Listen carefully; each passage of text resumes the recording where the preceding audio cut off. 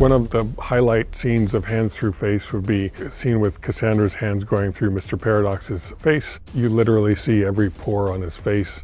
It's fantastic effects, very, very cringeworthy.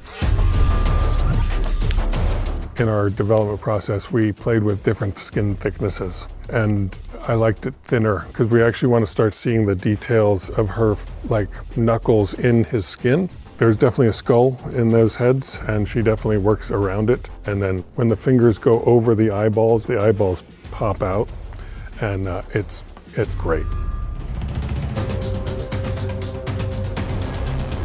So for Hands Through Face, Sean and the VFX team started out with comic book reference.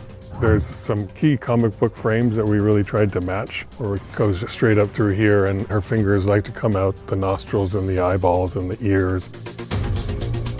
Whenever we are replacing limbs or replacing faces, we'll often put tracking markers on.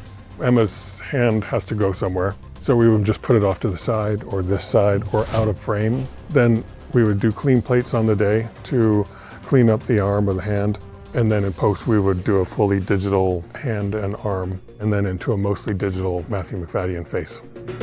Then we go into detailed animation, and that would be getting the details of the fingers, sliding over the skull just right, getting it over the forehead and dipping into the eye socket, that kind of thing. And then we go into a final detailed sculpting and creature pass, and that's where you really would figure out, like if she was wearing a ring, you would see the ring in there or the knuckle. Ring, please. Oh my God. Our heroes go to Cassandra's lair twice.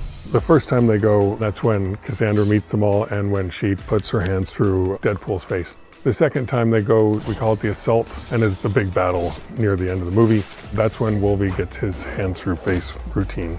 What's going on in here? The assault is a really great example of just a huge collaboration between stunts, camera department, visual effects, props, everything. For a superhero movie, we tried to keep the whole movie fairly grounded. Whenever we can do live action stunts, we do them always as much as we can.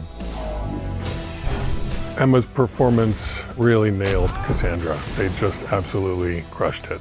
It's really, really one of the best villains I've seen in a long time. Basically a complex psychopath, but a villain that we all have grown to love, to hate. Boys are so silly.